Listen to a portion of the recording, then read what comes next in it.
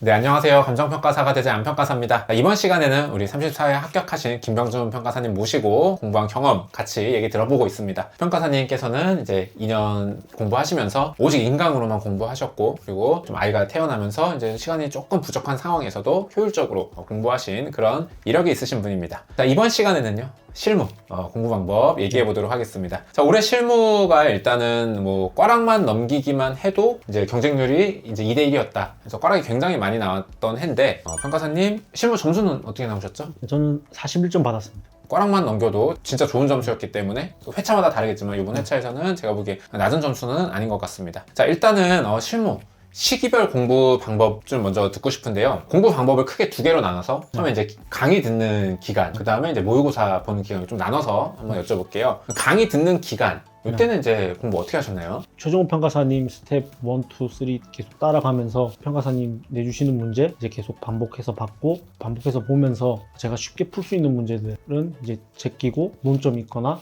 계속 반복해서 실수하는 문제들만 추려서 반복했습니다. 아, 그럼 지금 문제를 자꾸 반복하셨다라고 하는데 그 스텝 1에도 뭐 예제도 있고 이제 뒤에 문제풀이도 있고 뭐 스텝 2도 문제 있고 3도 문제 있고 한데 그거를 이제 풀고 또 풀고 또 풀고 또 풀고 이렇게 하셨다는 얘기인가요? 스텝 1이 3방식이기 때문에 가장 중요하다고 생각했고, 3방식은 생각하지 않고 반사적으로 목차가 나오고 계산이 돼야 된다고 생각해서 숙달하기 위해서 많은 시간을 투입했습니다. 그리고 스텝 2부터는 유형별 보상 평가이기 때문에 목차만 외우는 정도로 강의 따라가면서 공부했습니다. 아, 그러면 이제 강의 듣는 기간에는 3방식에서 나왔던 문제를 틈틈이 계속 하루에 뭐 꾸준히 조금씩 계속 반복해서 보신 거예요? 네, 이제 3방식은 스텝 1 하고 나서도 이제 2, 3 진행될 때 계속 이제 반복해서 연습했고, 이제 스텝 2는 2 할 때만, 3 할 때만, 이제 1은 계속 이제 누적해서 계속 숙달하려고 노력했습니다. 아, 그럼 왜 스텝 1만 계속 이거를 반복해서 풀고 2, 3는 좀 이렇게 목차 정리 정도로만 하고 왜 미뤄뒀어요? 저 실무가 3방식은 이제 보다 좀 깊게 많이 연습해야 된다고 생각하고, 그 대신 이제 유형별이나 보상, 정비 쪽은 깊이보다 이제 얇지만 넓게, 그래서 목차 위주로 외우면 충분히 풀 수 있다고 생각했습니다. 알겠습니다. 그럼 요거 이제 스텝 1 계속 반복해서 푸는 거 언제까지 계속 반복해서 푸신 거예요? 모의고사 치기 전까지 이제 계속 반복했고, 많은 이제 문제들이 추려져서 진짜 이제 몇 문제 안 남았던 것만 모의고사 치면서 또 반복해서 봤습니다. 계속 뭔가 이렇게 반복해서 계속 문제를 풀으셨다고 하시는데 요거는 조금 이따 들어보고, 어쨌든 이렇게 이제 강의 듣는 기간은 이렇게 공부하시고, 그 이제 12월부터 GS가 시작됐잖아요. 이때는 어떻게 공부하셨어요? 토요일 날 이제 모의고사 풀고 토요일 저녁부터 일요일 이제 복귀하고요. 그리고 월요일, 화요일에는 3방식, 수요일에는 물건별하고, 목요일에는 보상, 그리고 금요일에는 정비랑 뭐 기타 평가, 그렇게 공부했습니다. 그러면은 그 뭐 월화는 3방식은 어떤 식으로 공부했고, 수요일 무건면을 어떤 식으로 공부했고, 뭐 목요일 보상 어떤 식으로 공부했는지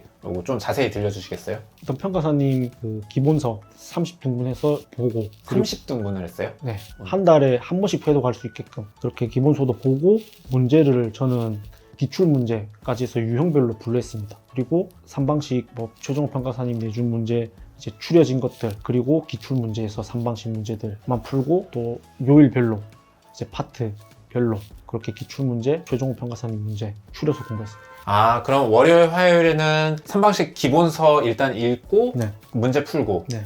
그 문제도 내가 이제 최종 평가사는 그때 그 스텝에서 나왔던 문제랑 기출 문제를 다 쪼개신 거예요? 아, 이거 3방식 문제, 이거 물건별 문제 이렇게 다 쪼개가지고 3방식 때는 그 문제를 풀고, 그러면 물건별 하는 날에는 또 기본서 그거 또 읽고 그 문제 또 풀고 이런 식으로. 알겠습니다. 자, 근데 그러면은 결국 보신 문제가 최종 평가사님 각 스텝에서 나온 문제랑 기출 문제 그리고 GS 이것만 보신 건데, 근데 이것만 풀기에는 문제가 사실은 그렇게 많지 않아서 똑같은 문제를 그럼 계속 보게 되잖아요. 문제가 많지 않으니까. 보통 분들은 이제 이 문제가 적으니까 이제 좀 다른 강사님 문제도 풀고 이렇게 하는데, 뭐 똑같은 문제 계속 반복해서 푸는 거는 어떠셨어요? 그게 좋아서 이렇게 하신 건가요? 저도 이제 스텝 2 진행되면서부터 이제 최종 평가사님 문제가 많이 없어서 불안했거든요. 최종 평가사님한테 다른 뭐 학원 문제 안 풀어봐도 되냐 하니까 평가사님이 안 풀어도 된다. 그래서 그러면 나도 안 풀어야겠다 생각했고, 근데 외워지는 것들,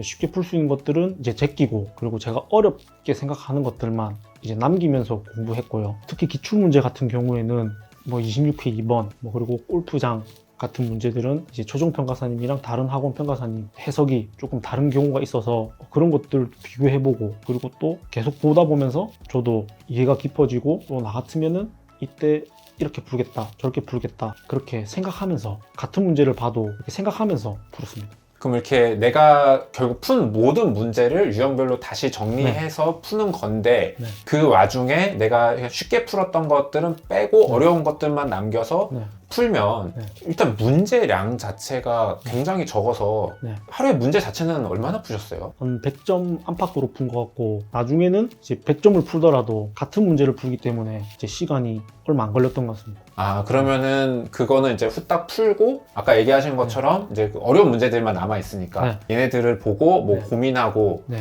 이거를 뭐 저렇게 풀고 이렇게 네. 풀고 나라면 어떻게 풀지 네. 요걸 연습하신 거. 네. 100점을 푼다는 게 이제 답안지를 쓰는 게 아니라 이제 목차를 이렇게 나는 쓰겠다. 그리고 뭐 여기서 나는 이 자료를 환원율로 보고 쓰겠다. 그랬을 때 나는 뭐 소수를 어떻게 해줄 것인가. 그렇게 공부했습니다. 아, 오히려 막 이게 문제를 풀어 제끼는 것보다는 좀 더 네. 고민하는 공부를 하신 것 같은데 네. 그러면은 좀 더 구체적으로 얘기해 주시겠어요? 그럼 100점을 내가 풀어요. 네. 그럼 이걸 100분에 푸는 게 아니네요? 네. 뭐 평가 개요부터 해서 목차만 잡아보고 쉽게 뭐 공시지가 기준법이라든지 거래사례비교법 이런 것들은 이제 생각만 하고 목차만 잡으면서, 그리고 뭐 특이하게 논점이 있는 경우에는 어떤 자료를 어떻게 쓰면서 나는 어떻게 서술할 것이다 생각했고, 근데 그게 계속 또 반복해서 보다 보면 26회 2번 특히 그런 문제는 또 다음 주랑 또 이번 주랑 이게 내 생각이 달라지더라고요. 그래서 평가사님들도 풀이가 좀 달라지는 것 같고, 모든 문제가 그렇진 않지만 그렇게 생각해야 되는 문제들이 있기 때문에 그런 문제들은 자꾸 반복해서 보는 게 뭐 이론적으로 또 법규에도 도움이 되는 것 같습니다. 저는 지금 이 얘기 들으면서 무슨 생각이 드냐면 제가 이제 3년차 때 이렇게 공부했거든요. 그러니까 제가 2년차 때는 이제 약간 남들이 다 하는 이제 문제 양치기를 엄청 했어요. 근데 그러다가 이제 3년차쯤 되니까 시간도 많고 해서 가만히 생각해 보니까 이게 양치기는 좀 뭔가 한계가 있는 것 같아. 그래가지고 그때부터 저도 평가사님이 했던 거랑 진짜 똑같이 기출문제 이렇게 딱 갖다 놓고 약간 팔짱 끼고 하나하나에 대해서 좀 깊게 생각하고 그런 깊게 생각한 것들이 이제 답안지에 녹여 나오도록 네. 거기서 이제 조금 더 차이가 벌어질 수 있는 이런 공부를 했던 것 같은데 그거를 이제 2년차에 하셨던 것 같네요. 또 그리고 저희 기출을 보다 보면 점점 물어보는 깊이도 깊어지고 이제 범위도 아, 회차별로? 네. 옛날엔 되게 단순한 문제였는데 네. 매년 지나면서 난이도가 올라가면서 네. 좀 깊게도 물어보고 네. 뭐 실무 31회 2번 같은 경우는 환원율에 대해서 엄청 심도있게 물어보는 문제였다고 생각하고, 그렇게 또 생각하면서 이론적으로도 또 제 실력이 늘어나는 것 같고, 범위도 넓어지는데 이제 안 나왔던 문제들이 다음에는 어떻게 나올까, 또 어떻게까지 물어볼까, 이렇게 스스로 예상하면서 공부할 수 있었던 것 같습니다. 아, 정말 기출문제 하나를 잡고 정말 끝까지 고민을 하는 식으로. 네, 근데 그게 뭐 오늘 하루에 이거를 끝장내겠다기보다 그냥 오늘 하루 가볍게 보고, 그러면 다음 주에 또 뭐 이론적으로 또 법규적으로 제 생각이 이제 다듬어지면서 또 다르게 보는 시각도 생기는 것 같고, 자연스럽게. 그래서 매주 이렇게 반복했던 게 스스로 고민하고 생각하는데 이제 도움이 된 것 같습니다. 좋은 공부 방법인 것 같아요. 궁극적으로는 결국 그렇게 해야 되는 것 같아요. 저도 이제 3년차 때 경험을 생각해보면. 근데 이제 또 얘기를 듣다 제가 생각나는 게 어떻게 보면 좀 문제 양 자체를 많이 줄이셨잖아요. 네. 근데 그거를 계속 이제 반복해서 보다 보면 결국에는 약간 외워지면서 저번에 저렇게 풀었으니까 그냥 나도 뭐 그냥 별 생각 없이 그냥 이렇게 푸는 거, 그런 게 좀 더 일반적인 수험생의 이제 공부 방법인데 그렇지 않으려고 일부러 노력하신 거예요? 아니면은 뭔가 있어요? 그래서 뭐 외워지거나 뭐 쉽게 풀 수 있는 문제들은 이제 제끼고 고민하게 되고, 어렵게 느껴지는 것들만 이제 추리다 보니까 다음 주 또 이번 주 이렇게 생각하는 게 달라지게 되고, 이게 어려운 문제들은 안 외워지거든요. 이거 봐도 저번 주 어떻게 풀었지? 이렇게 되는 문제들이 실제 저희 기출에 많기 때문에 계속 봐도 저는 제 이론적으로 또 도움이 되고 제 생각의 깊이가 깊어지는 것 같습니다. 그럼 궁금한 게 이번 주에 풀었을 때 A로 생각했어요. 네. 다음 주에 풀었을 때 B라고 생각했어요. 네. 고민해보니까 B가 더 좋은 것 같아. 네. 그래서 또 다음 주에 풀었는데도 여전히 B로 풀었어. 네. 그럼 얘는 마스터하고 빼요? 맞습니다. 그렇게 이제 하나하나 이렇게 소거해가면서 문제를 최종적으로 이제 진짜 엑기스들만 남기면서 그렇게 공부했던 것 같습니다. 그럼 그렇게 하면은 뭐 한 두세 달 하면 다 빠지는 거 아니에요? 이게 또 강사님들마다 또 답안이 다르고 이렇게 한 걸 보면 저희가 사실은 한두 번 봐도 잘 안 외워지고 이해가 안 되는 부분이 있기 때문에 저도 생각해보면 2년차 때 기출문제 많이 풀었다라고 느꼈고 이렇게 풀면 되겠지라고 해서 넘어갔던 것들이 많은데 스터디 문제랑은 또 좀 다르게 기출문제는 3년차 때 보면은 또 새롭고 또 새로웠던 그런 느낌이 기억이 납니다. 근데 저는 궁금한 게 보통은 이렇게 공부를 안 하잖아요. 보통은 이렇게 뭐 기출문제를 가지고 진짜 심도 있게 공부를 한다기보다는 조금 더 그냥 다량의 문제를 푸는 식으로 많이 공부를 하는데 어떻게 이렇게 공부하실 생각을 하게 됐어요? 저는 일단 시간 물리적으로도 공부하기가 어려웠기 때문에 다른 학원 보긴 봤지만 최종 평가사님 문제만 풀어도 충분하다고 생각했고요. 모의고사는 일주일에 한 번 보지 않습니까? 그렇게 생각하면 월, 화, 수, 목, 금 그때 뭘 볼까 하니까 이렇게 그래도 반복해서 본다면 기출문제를 보는 게 좋을 것 같다 생각했고 그 기출문제 보면 아까도 말씀드렸지만 자꾸 달라지거든요. 그렇기 때문에 기출문제 그리고 최종 평가사님 문제만 제대로 보고 가야겠다 그렇게 제 스스로 범위를 결정했습니다. 알겠습니다. 그 외에 이제 이렇게 뭐 기출 문제를 깊게 생각하는 거 외에 또 중요하게 생각하신 부분 있나요? 일단 저희 실무 시험이 100분 안에 이제 100점을 풀어야 되는데 처음부터 이 시간 강박 가질 필요는 없지만 나중에 모의고사 들어와서는 이제 100분 안에 들어오는 연습을 계속 해야 되거든요.